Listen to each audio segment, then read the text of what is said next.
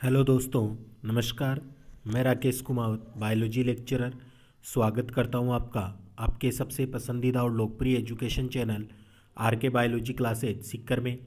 तो दोस्तों, अपन चर्चा कर रहे थे 12th बायोलॉजी लेसन 29 के मोस्ट इम्पॉर्टेंट क्वेश्चन, यानी कि पूरे पार्ट का निचोड़ अपने को निकालना है। सिंगल क्वेश्चन अपन नहीं छोड़ रहे हैं, तो 2 पार्ट मैंने आपको उपलब्ध करवा दिया था। आज तीसरे पार्ट के ऊपर अपन चर्चा करते हैं, जिसमें इस लेसन को कंप्लीट करने वाले हैं। तो देखिए दोस्तों, वीडियो शुरू करते हैं। लाइक कर दीजिए और चैनल से जो मेरे यार दोस्त पहली बार जुड़े हैं वह चैनल को सब्सक्राइब ज़रूर कर लीजिए। देखिए आज का क्वेश्चन नंबर फर्स्ट, जो कि 155 नंबर का है। इससे पहले 154 तक मैंने वीडियो उपलब्ध करवा दिए थे 2। अगर आपने नहीं देखे हैं तो वह पहले देख लीजिए, बाद में इस वीडियो को ज़रूर देखिए। साथ में वीडियो को दोस्तों शेयर ज़रूर किया करें। देखिए फर्स्ट क्वेश्चन, कौन सा हार्मोन शिशु जन्म के बाद दुग्ध स्त्राव को प्रेरित करता है? तो शिशु जन्म के पश्चात दुग्ध स्त्राव को प्रेरित करने वाला हार्मोन कौन सा होता है दोस्तों? तो वह हार्मोन होता है लैक्टोजेनिक ट्रोपिक हार्मोन, LTH जिसे अपन कहते हैं। लैक्टोजेनिक ट्रोपिक हार्मोन होता है। नेक्स्ट, कौन सा हार्मोन गर्भावस्था में स्तनों में वृद्धि करता है? तो स्तनों में वृद्धि के लिए भी लैक्टोजेनिक ट्रोपिक हार्मोन जो होता है वह जिम्मेदार माना जाता है। नेक्स्ट, MSH की फुल फॉर्म क्या होती है? MSH यानी कि मेलेनोसाइट स्टिम्युलेटिंग हार्मोन। कौन से हार्मोन को इंटरमीडिन भी कहते हैं? तो इंटरमीडिन के नाम से जानते हैं, मेलेनोसाइट स्टिम्युलेटिंग हार्मोन को जानते हैं। अगला क्वेश्चन देखिए 159, कौन सा हार्मोन त्वचा पर तिल व चकत्ते बनने को प्रेरित करता है? तो त्वचा पर तिल व चकत्ते बनने को प्रेरित करता है MSH यानी कि मेलेनोसाइट स्टिमुलेटिंग हार्मोन। MSH का कार्य क्या होता है? तो कार्य देखिए दोस्तों, इसका क्या होता है कि जो रंगा कोशिकाएं होती है ना, उनमें मेलेनिन के कणों को फैलाकर रंग को गहरा करने का कार्य इसका माना जाता है। नेक्स्ट, ADH की फुल फॉर्म क्या होती है? तो anti diuretic hormone, anti diuretic hormone. Neuro hypophysis द्वारा स्त्रावित हार्मोन के नाम लिखिए। तो एक तो होता है वेसोप्रेसिन और एक ऑक्सीटोसिन। 163 देखिए, कौन से हार्मोन को मूत्र विरोधी हार्मोन कहते हैं? तो मूत्र विरोधी हार्मोन कौन सा होता है? ADH होता है, एंटी डायूरेटिक हार्मोन। ADH का कार्य क्या होता है? तो ये क्या करता है, जल के पुनरावशोषण को बढ़ाकर वृक्क नलिकाओं में अपन कहते हैं जल के पुनरावशोषण को बढ़ा देता है। नेक्स्ट, वेसोप्रेसिन हार्मोन की कमी से होने वाला रोग बताइए। तो वेसोप्रेसिन हार्मोन जो है उसकी कमी से रोग होता है डाईयूरेसिस रोग होता है। डायूरेसिस रोग में होता क्या है? तो इसमें जो मूत्र होता है ना वह पतला हो जाता है तथा रुधिर जो होता है वह गाढ़ा हो जाता है। यदि व्यक्ति द्वारा अत्यधिक मात्रा में मूत्र उत्सर्जित किया जाता है तो इसे क्या कहते हैं? तो यह बीमारी होती है डायबिटीज इंसिपिडस कहलाती है। अगला क्वेश्चन देखिए दोस्तों 168, वेसोप्रेसिन के स्त्राव का नियंत्रण किसके द्वारा होता है? तो यह हाइपोथैलेमस के प्रसारण नियंत्रण केंद्र के द्वारा होता है। ऑक्सीटोसिन हार्मोन का अन्य नाम क्या होता है? ऑक्सीटोसिन जो हार्मोन होता है उसका अन्य नाम होता है पिटोसिन। किस हार्मोन द्वारा गर्भाशय की दीवार को पुनः सामान्य बनाने में सहायक होता है? कौन सा हार्मोन होता है इसमें? तो ऑक्सीटोसिन होता है। किस ग्रंथि द्वारा प्रसव के पश्चात स्त्रियों में स्तन ग्रंथियों द्वारा दुग्ध निष्कासन को प्रेरित किया जाता है? तो वह ऑक्सीटोसिन हार्मोन। अगला क्वेश्चन 172, कौन सा हार्मोन प्रसव के समय प्रसव पीड़ा उत्पन्न करता है? तो होता है ऑक्सीटोसिन। ऑक्सीटोसिन हार्मोन का कार्य क्या होता है? तो ये गर्भाशय दीवार पर अनैच्छिक पेशियों के संकुचन को प्रेरित करता है। दोस्तों, क्वेश्चनों को प्रत्येक प्रकार से मैं आपके सामने ला रहा हूँ कि किस प्रकार से क्वेश्चन पूछा जा सकता है। एक ही आंसर के 2-3 क्वेश्चन अलग अलग बना रहा हूँ, इसलिए आप वीडियो को अंत तक जरूर दें, आपका पूरा पार्ट क्लियर होने वाला है। अगला, थायराइड ग्रंथि या आउटू ग्रंथि कहाँ पाई जाती है? तो ये ग्रीवा भाग में पाई जाती है, गर्दन में। थायराइड ग्रंथि का आकार कैसा होता है? तो ये द्विपालित एच आकार की होती है। अगला क्वेश्चन, शरीर की सबसे बड़ी अंतःस्रावी ग्रंथि किसे कहते हैं? तो ये कहा जाता है थायराइड ग्रंथि को। थायराइड ग्रंथि की लंबाई, चौड़ाई व वजन बताइए। तो 5 सेंटीमीटर पर मानते हैं इसकी लंबाई होती है, 5 सेंटीमीटर लंबाई, 3 सेंटीमीटर चौड़ाई और वजन होता है लगभग 2.5 ग्राम अपन मानते हैं इसका वजन माना जाता है। आगे देखिए फिर, थायराइड ग्रंथि का आकार पुरुषों व स्त्रियों में किसमें अधिक होता है? तो स्त्रियों में अपन मानते हैं आकार जो होता है वह अधिक होता है। थायराइड ग्रंथि किससे बनी होती है?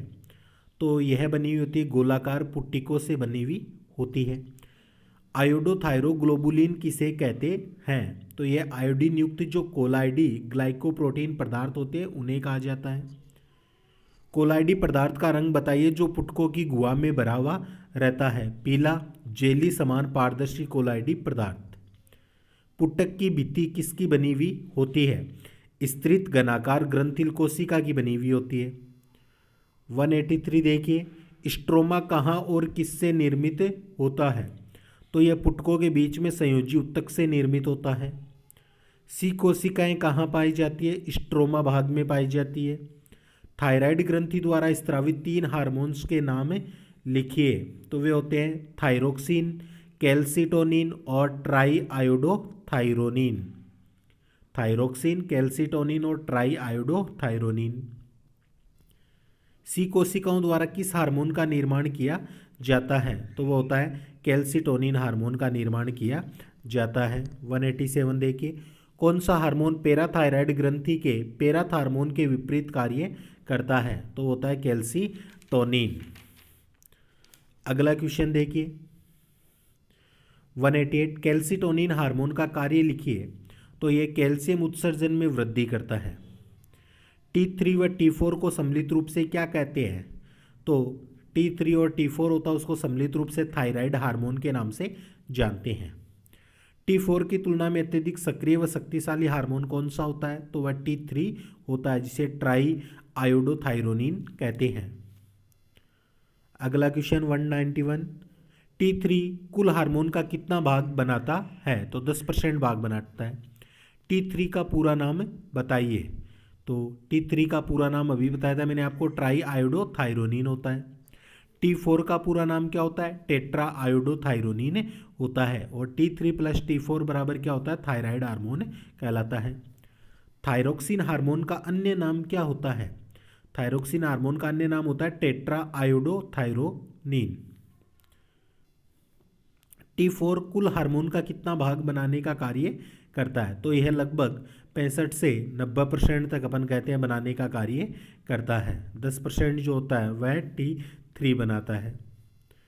अगला क्वेश्चन 196 देखिए, पुट्टिकीय कोशिकाएं कौन से हार्मोन की उपस्थिति में थायरोक्सिन हार्मोन का निर्माण करती है? तो वह एड्रिनलिन और नॉर एड्रिनलिन हार्मोन। आयोडीन व टायरोसिन मिलकर कौन से हार्मोन का निर्माण करते हैं? तो ये करते हैं थायरोक्सिन जो होता है इसमें थायरोक्सिन हार्मोन का निर्माण करते हैं। कौन सा हार्मोन शीत रुधिर कशेरुकियों में प्रासरण नियमन व निर्मोचन का कार्य करता है? तो वह थायरोक्सिन होता है। अगला 99, कौन सा हार्मोन मेंढक के टेडपोल को वयस्क करने में महत्वपूर्ण भूमिका निभाता है? तो वह भी थायरोक्सिन होता है। तंत्रिका स्त्रावी रसायन कौन से हार्मोन की क्रियाविधि को बढ़ाता है? तो एड्रिनलिन और नॉर एड्रिनलिन।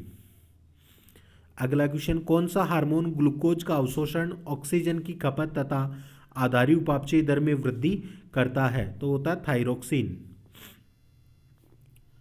कौन सा हार्मोन जीवन की रफ्तार को बढ़ाने का कार्य करता है? थायरोक्सिन हो कहलाएगा। थायराइड के द्वारा स्त्रावित थायरोक्सिन हार्मोन के अल्प स्त्राव के कारण होने वाले रोग का नाम? तो वह आउटू वामनता।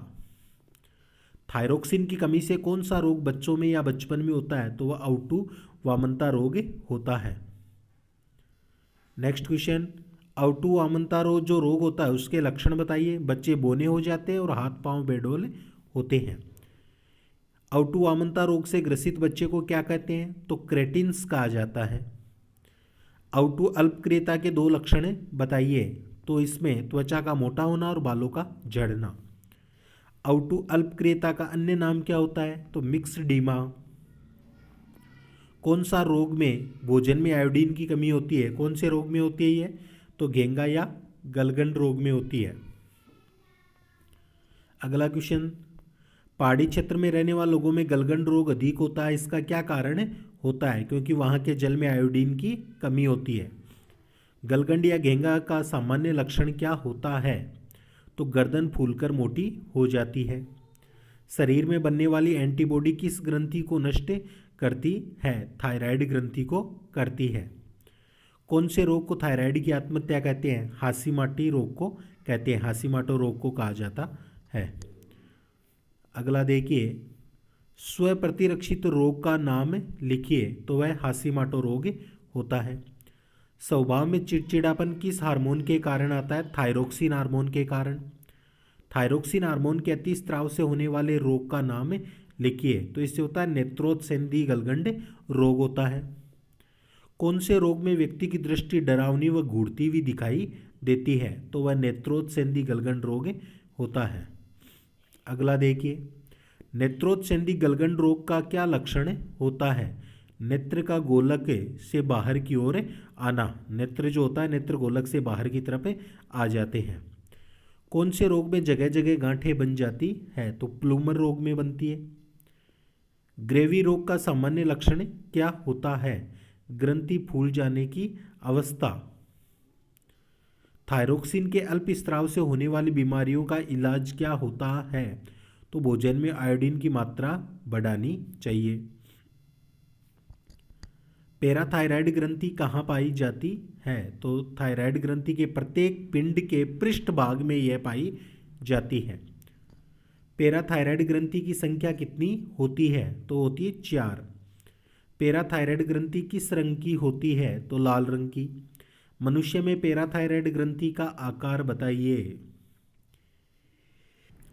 तो आकार में देखिए, इसकी जो लंबाई होती है ना दोस्तों, उससे लंबाई की अगर बात करें तो 6 से 7 mm, चौड़ाई 3 से 4 mm और वजन जो होता है 0.01 से 0.03 ग्राम होता है।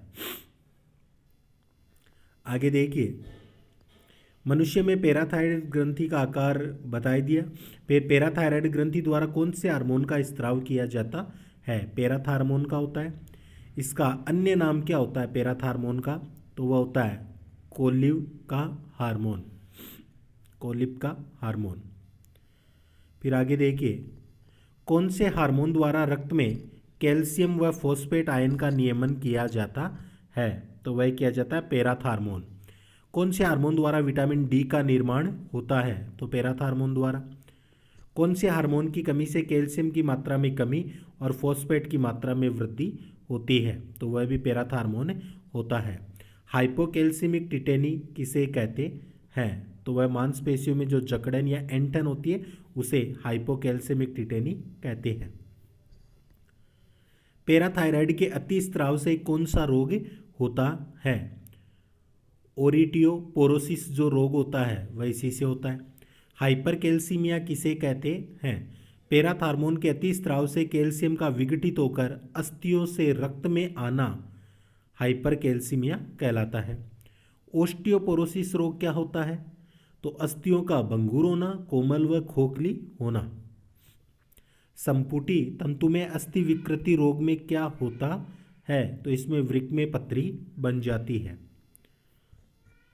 हार्मोन के अति स्राव अर्थात पैराथा हार्मोन के अधिक स्राव होने से होने वाले रोग का उपचार क्या होता है? तो बढ़े हुए भाग को काट कर हटा देना चाहिए। और थाइमस ग्रंथि कहाँ पाई जाती है? तो थाइमस ग्रंथि होती है हृदय के ठीक आगे ट्रेकिया के समीप होती है। थाइमस ग्रंथि द्वारा स्त्रावित हार्मोन कौन सा होता है? तो थाइमोसिन हार्मोन का स्त्राव किया जाता है। थाइमस ग्रंथि में यौनावस्था के पश्चात क्या होता है? आकार में कमी आती है। प्रतिरक्षा का प्रमुख अंग तथा टी लिम्फोसाइट्स का प्रशिक्षण केंद्र किसे कहते हैं? तो वह थाइमस ग्रंथि को ही कहा जाता है। आगे देखिए, फिर थाइमोसिन किनको जीवाणु नष्ट करने के लिए प्रेरित करता है? लसीकाणुओं को प्रेरित करता है। कौन सी अवस्था में थाइमोसिन का उत्पादन बंद हो जाता है? तो वृद्धावस्था में होता है ऐसा। अगला क्वेश्चन, थाइमोसिन हार्मोन का कार्य बताइए। तो ये प्राणी के भीतर प्रतिरक्षा का कार्य करता है। पीनियल ग्रंथि कहाँ पाई जाती है? तो यह अग्र मस्तिष्क में थैलेमस के खोखले वृंत पर पाई जाती है। पीनियल ग्रंथि का विकास कौन से स्तर से होता है? एक्टोडर्म स्तर से होता है। अगला क्वेश्चन, पीनियल ग्रंथि द्वारा कौन से हार्मोन का स्त्राव किया जाता है? मेलेटोनिन हार्मोन का स्त्राव होता है। पीनियल ग्रंथि का वजन कितना होता है? 150 मिलीग्राम होता है। किस ग्रंथि को लैंगिक जैविक घड़ी या बायोलॉजिकल क्लॉक भी कहा जाता है? तो इसे कहते हैं पीनियल ग्रंथि को कहते हैं। अन्य बच्चों में यौनावस्था समय से पूर्व क्यों आ जाता? अंधे बच्चों की बात है यहाँ पर। अंधे बच्चों में जो यौनावस्था होती है वह समय से पहले क्यों आ जाती है? तो उसका कारण माना जाता है मेलेटोनिन का कम स्त्राव होना। पीनियल काय ग्रंथि से होता है ये। फिर पीनियल ग्रंथि में पाई जाने वाली कोशिकाओं के नाम लिखिए। तो इसमें एक तो पीनियलोसाइट्स और न्यूरोग्लियल सेल्स पाई जाती है। मेलेटोनिन हार्मोन का स्त्राव कब कम व ज़्यादा होता है? तो तेज प्रकाश में स्त्राव कम होता है और अंधकार में ज़्यादा होता है। अग्नाशय ग्रंथि कहाँ स्थित होती है? आमाशय के पीछे स्थित होती है। अग्नाशय ग्रंथि द्वारा भोजन के पाचन के लिए किसका स्त्राव किया जाता है? अग्नाशय रस का स्त्राव होता है। अग्नाशय ग्रंथि का रंग रूप बताइए। तो यह हल्के पीले व गुलाबी रंग की होती है और यू आकार की ग्रंथि होती है। अग्नाशय ग्रंथि की लंबाई व भार बताइए। तो लंबाई 15 सेंटीमीटर, भार 85 ग्राम होता है। लैंगरहैंस द्वीपिकाएं किसे कहते हैं? तो लैंगरहैंस द्वीपिकाएं क्या होती है? अग्नाशय ग्रंथि की पालियों के बीच बीच में उपसंयोजी ऊतक में अंतःस्रावी कोशिकाओं का जो समूह होता है उसे लैंगरहैंस द्वीपिकाएं कहते हैं। लैंगरहैंस द्वीपिकाओं की खोज किसके द्वारा की गई थी? लैंगरहैंस के द्वारा 1869 में। लैंगरहैंस द्वीपिकाओं में कितनी प्रकार की सेल्स होती है? 3 प्रकार की सेल्स होती है, अल्फा, बीटा और गामा। एल्फा कोशिकाओं की संख्या कितनी होती है? तो एल्फा कोशिकाओं की संख्या की अगर अपन बात करें तो 25% एल्फा होती है। एल्फा कोशिकाओं की खोज किसके द्वारा की गई थी? रुकिए, एक क्वेश्चन बच गया। एल्फा कोशिकाओं द्वारा स्त्रावित हार्मोन कौन सा होता है? तो ग्लूकेगोन हार्मोन होता है। एल्फा से ग्लूकेगोन हार्मोन। फिर एल्फा कोशिकाओं की खोज किसने की? तो किम्बल व मर्लिन के द्वारा 1923। फिर आगे देखिए, बीटा कोशिकाएं संख्या में कितनी होती है? तो ये होती है 60%। और बीटा जो कोशिका 60% होती है। कौन सी कोशिकाएं आकार व संख्या में अधिक होती है? तो वो बीटा सेल्स ही होती है। बीटा कोशिकाओं द्वारा स्त्रावित हार्मोन कौन सा होता है? तो वह इंसुलिन होता है। इंसुलिन को सबसे पहले किसने प्राप्त किया था? तो बेटिंग व बेस्ट ने 1921 में प्राप्त किया। इंसुलिन के क्रिस्टल किसने प्राप्त किए थे? एबल ने प्राप्त किए थे। इंसुलिन की प्रोटीन संरचना की खोज किसके द्वारा की गई थी? तो वह सेंगन के द्वारा 1953 में की गई। कौन सी कोशिकाएं आकार व संख्या में कम होती है? तो वो डेल्टा सेल से होती है। डेल्टा कोशिकाओं द्वारा स्त्रावित हार्मोन कौन सा होता है? सोमेटोस्टेनिन होता है। डेल्टा कोशिकाओं की संख्या कितनी होती है? 10% होती है। अग्नाशय ग्रंथि द्वारा कितने हार्मोन का स्त्राव किया जाता है? 3 हार्मोन का स्त्राव होता है। कौन से हार्मोन द्वारा ग्लाइकोजन का ग्लूकोज में परिवर्तन होता है? तो ग्लाइकोजन का ग्लूकोज में परिवर्तन ग्लूकेगोन द्वारा। कौन सा हार्मोन रक्त में ग्लूकोज की मात्रा को बढ़ाता है? तो ग्लूकेगोन बढ़ाता है। ग्लूकेगोन हार्मोन कौन सी क्रिया द्वारा ग्लूकोज के संश्लेषण को प्रेरित करता है? तो ग्लूकोनियोजिनेसिस के द्वारा करता है। कौन सा हार्मोन ग्लूकेगोन के विपरीत कार्य करता है? इंसुलिन। कौन सा हार्मोन रक्त में ग्लूकोज की मात्रा को सामान्य बनाता है? इंसुलिन होगा ये भी। कौन सा हार्मोन ग्लूकोज को ग्लाइकोजन में परिवर्तित करता है? इंसुलिन करता है। यदि इंसुलिन हार्मोन की कमी हो तो वहाँ कौन से हार्मोन की अधिकता होगी? तो इसके अपोजिट कौन कार्य करता है? ग्लूकेगोन करता है। इसलिए इसका आंसर क्या होगा? ग्लूकेगोन। कौन सा हार्मोन इंसुलिन तथा ग्लूकेगोन के स्त्राव में निरोधक की भांति कार्य करता है? तो वो होता है सोमेटोस्टेनिन। कौन सा हार्मोन पचे हुए भोजन की स्वांगीकरण अवधि को बढ़ाने का कार्य करता है? सोमेटोस्टेनिन। इंसुलिन हार्मोन के अल्प स्त्राव से संबंधी रोग बताइए। तो वह रोग कौन सा होता है? मधुमेह रोग होता है। हाइपरलाइसीमिया किसे कहते हैं? हाइपरलाइसीमिया जो होता है, इंसुलिन की अल्पता से रक्त में ग्लूकोज की मात्रा का जो बढ़ना हाइपरग्लाइसीमिया कहलाता है। हाइपरग्लाइसीमिया। मधुमेह रोग कब होता है? तो मधुमेह जो रोग होता है, रक्त में ग्लूकोज की मात्रा अधिक होने पर मधुमेह रोग होता है। ग्लाइकोसूरिया किसे कहते हैं? हाइपरग्लाइसीमिया के कारण ग्लूकोज का उत्सर्जन होना ग्लाइकोसूरिया कहलाता है। क्या मधुमेह मनुष्य में आनुवंशिक होता है? बिल्कुल सही है, मधुमेह आनुवंशिक होता है। इसका आंसर होगा यस, हाँ। बहुमूत्रता किसे कहते हैं? मूत्र का आयतन बढ़ने से बार बार मूत्र का आना बहुमूत्रता कहलाता है। पॉलीडिप्सिया रोग में क्या अधिक होता है? तो इसमें मूत्र अधिक होता है और प्यास अधिक लगती है। किसकी मात्रा बढ़ने से व्यक्ति कोमा में चला जाता है? तो कोमा में जाने का कारण होता है एसीटोन। कीटोसिस रोग में किसका अपूर्ण विखंडन होता है? वसा का होता है। इंसुलिन के अतिस्राव से होने वाला रोग कौन सा होता है? हाइपोग्लाइसीमिया। हाइपोग्लाइसीमिया किसे कहते हैं? तो इंसुलिन के अतिस्राव से ग्लूकोज की मात्रा का कम होना हाइपोग्लाइसीमिया कहलाता है। आगे देखिए 292। हाइपोग्लाइसीमिया के प्रमुख लक्षण कौन से होते हैं? थकावट, देखने की शक्ति कम होना। अधिवृक्क ग्रंथि का अन्य नाम क्या होता है? एड्रिनल ग्रंथि होता है। आगे देखिए फिर, अधिवृक्क ग्रंथि कहाँ स्थित होती है? वृक्क के अग्र सिरे पर होती है। अधिवृक्क ग्रंथि का निर्माण भ्रूण के किस स्तर से होता है? एक्टोडर्म से होता है। अधिवृक्क ग्रंथि का वजन बताइए। 4 से 6 ग्राम वजन होता है। अधिवृक्क ग्रंथि का बाहरी भाग क्या कहलाता है? तो वल्कुट कहलाता है।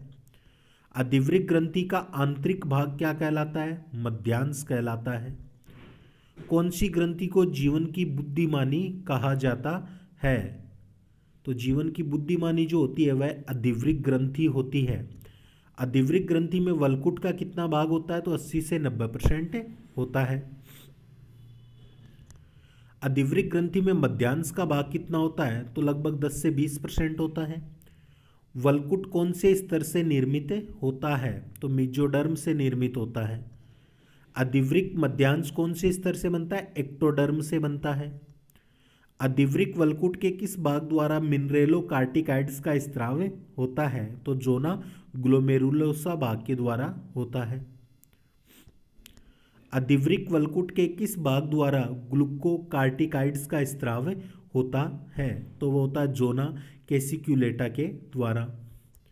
अधिवृक्क वल्कुट के किस भाग द्वारा लिंग हार्मोन का स्त्राव होता है? तो जोना रेटिकुलेरिस के द्वारा होता है। मिनरेलोकार्टिकोइड्स में सबसे मुख्य हार्मोन कौन सा होता है? तो होता है एल्डोस्टेरोन। किस हार्मोन द्वारा सोडियम तथा क्लोरीन आयनों के अवशोषण तथा पोटेशियम आयनों के उत्सर्जन में वृद्धि होती है? तो वह मिनरेलोकार्टिकोइड्स द्वारा। किस भाग द्वारा खनिज आयनों की मात्रा को नियंत्रित रखा जाता है? तो वह मिनरेलोकार्टिकोइड्स। ग्लूकोकार्टिकोइड्स के प्रमुख हार्मोन कौन से होते हैं? कार्टिसोल और कार्टिसोन होते हैं। कौन से हार्मोन ग्लाइकोजिनेसिस, ग्लूकोनियोजेनेसिस तथा यूरियोजिनेसिस को प्रेरित करने का कार्य करते हैं? 311 नंबर का जो क्वेश्चन है उसकी बात चल रही है। तो वह कौन से होते हैं? ये होते हैं कार्टिसोल और कार्टिसोन। आगे देखिए 312 नंबर का जो अपना क्वेश्चन है, कार्टिसोल व कार्टिसोन हार्मोन का उपयोग किन रोगों के उपचार में किया जाता है? तो गठिया, दमा आदि रोग में करते हैं। कार्टिसोल हार्मोन किस प्रकृति के होते हैं? तो ये प्रदाहरोधी होते हैं।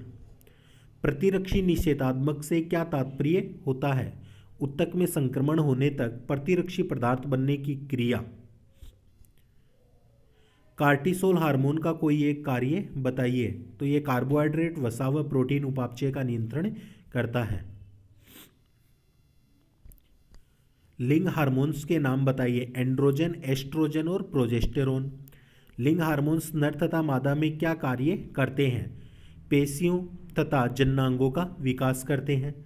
एंड्रोजन, एस्ट्रोजन और प्रोजेस्टेरोन किसको प्रभावित करते हैं? बाह्य जननांग और यौन व्यवहार को प्रभावित करते हैं। लिंग हार्मोन्स के अधिकता से कौन से रोग होते हैं? दीर्घलोपता। दीर्घलोपता रोग का प्रमुख लक्षण क्या होता है? चेहरे पर बालों का बढ़ना। अधिवृक्क मध्यांश द्वारा स्त्रावित हार्मोन्स का नाम लिखिए। तो वो होता है एड्रिनलिन और नॉरएड्रिनलिन। कौन सा हार्मोन अनुकंपी तंत्रिका तंत्र से होने वाले क्रियाओं को संचालित करने में मदद करता है? तो वह होता है एड्रिनलिन हार्मोन। एड्रिनलिन हार्मोन कौन सी पेशियों को उत्तेजित करता है? अरेखित पेशियों को करता है। अरेखित पेशियों से संचालित क्रियाएं कौन सी होती है? तो वो होती है आंखें चौड़ी और पुतली फैल जाना। एड्रिनलिन हार्मोन को संकटकालीन हार्मोन क्यों कहते हैं? क्योंकि यह संकटकालीन परिस्थितियों का सामना करने के लिए तैयार करता है। करो या मरो हार्मोन किस हार्मोन को कहा जाता है? तो ये कहते हैं एड्रिनलिन हार्मोन को। नॉर एड्रिनलिन हार्मोन द्वारा विपत्ति या संकट के समय कौन सी 3 अनुक्रियाएं होती है? तो वो होती है भय, संघर्ष और पलायन। किस हार्मोन द्वारा हृदय गति और रुधिर दाब नहीं बढ़ता है? नॉर एड्रिनलिन द्वारा। 3F ग्रंथि किसे कहते हैं? तो 3F ग्रंथि के नाम से जानते हैं अधिवृक्क या एड्रिनल जो ग्रंथि होती है उसे जाना जाता है अधिवृक्क मध्यांश को। 4S ग्रंथि किसे कहा जाता है? तो यह अधिवृक्क ग्रंथि को कहते हैं। शर्करा, लवण तथा लैंगिक विकास संबंधी क्रियाओं का नियंत्रण किस ग्रंथि के द्वारा होता है? अधिवृक्क ग्रंथि के द्वारा। अधिवृक्क ग्रंथि के अल्पस्राव से होने वाले रोग लिखिए। तो एडिसन रोग होता है। किस ग्रंथि के हार्मोन जीवन रक्षक हार्मोन का कार्य करते हैं? तो ये भी अपन देखें तो यहाँ पर इसका जो सही आंसर होगा वह अधिवृक्क ग्रंथि ही होगा। एड्रिनल कॉर्टेक्स हार्मोन के अल्पस्राव से क्या होता है? तो सोडियम व जल की मात्रा मूत्र के साथ उत्सर्जित होती है। किस रोग में त्वचा कांस्य वर्ग की हो जाती है? कांस्य वर्ण की हो जाती है। तो इसमें होता है एडिसन रोग में। एडिसन रोग के मुख्य लक्षण क्या होते हैं? तो इसमें दोस्तों अपन देखते हैं भूख में कमी आती है, मितली आना और घबराहट होना। आगे अधिवृक्क ग्रंथि के अतिस्राव से संबंधी रोग बताइए। तो कांस रोग और कुंसिंग रोग। मिनरेलोकार्टिकॉइड्स की अधिकता से कौन सा रोग होता है? कांस रोग होता है। कांस रोग में पेशियों में जकड़न या अकड़न क्यों आती है? तंत्रिकाओं की गड़बड़ी से आती है। किस रोग में शरीर में जल तथा सोडियम और यकृत में ग्लाइकोजन का जमाव अधिक होता है? तो वह होता है कुशिंग रोग के द्वारा। कुशिंग रोग में कौन से भाग की अनियमित वृद्धि होती है? तो त्वचा व हड्डियों में। एड्रिनल हार्मोन की अधिकता से होने वाला रोग कौन सा होता है? तो यह होता है हिर्सुटिज्म या एड्रिनल विरलिज्म रोग होता है। किस हार्मोन की अधिकता से स्त्रियों में पुरुषों के लक्षण प्रकट होने लगते हैं? तो होता है एड्रिनलिन के कारण। किसकी अधिकता से स्त्रियों में बांझपन आता है? तो वह भी एड्रिनलिन हार्मोन के कारण आता है। महिलाओं में आवाज़ मोटी होना किस हार्मोन की अधिकता से होता है? Adrenaline hormone. किस रोग में स्त्रियों में नरजन्नांग बढ़ने लगते हैं? किस रोग में स्त्रियों में नरजन्नांग बनने लगते हैं? तो वो होता है गायनिकोमेस्टिया रोग होता है। गायनिकोमेस्टिया रोग। आगे देखिए फिर मादा आभासी उभयलिंगता से क्या तात्पर्य होता है? तो इसमें हम कहते हैं एड्रिनल हार्मोन की अधिकता से स्त्रियों में नरजन्नांग का बनना। कौन से रोग में सोडियम तथा रुधिर दाब बढ़ जाता है जिससे शरीर जगह जगह से फूल जाता है? इडीमा रोग होता है। आगे, किसकी कमी से तंत्रिका व पेशियों का कार्य अवरुद्ध हो जाता है और लकवा भी हो सकता है? तो होता है पोटेशियम। नर में अंतःस्रावी प्रकृति की कोशिकाएं कौन सी होती है? तो अंतराली कोशिकाएं होती है। वृषण कहाँ स्थित होते हैं? तो उदर गुहा के बाहर वृषण कोश में स्थित होते हैं। अंतराली कोशिकाओं के द्वारा स्त्रावित हार्मोन कौन से होते हैं? तो एंडोस्टेरोन हार्मोन होते हैं। टेस्टोस्टेरोन तथा एंड्रोस्टेरोन पर नियंत्रण किसके द्वारा किया जाता है? तो वह पीयूष ग्रंथि के LH हार्मोन द्वारा होता है। नर में द्वितीयक गौण लैंगिक लक्षणों के लिए कौन सा हार्मोन जिम्मेदार होता है? तो वह एंड्रोजन हार्मोन जिम्मेदार होता है। नर के द्वितीयक गौण लैंगिक लक्षण लिखिए। तो इसमें वृषणकोश का आकार बढ़ना, मूंछ आना, भारी आवाज आना, ऐसा अपन बता सकते हैं।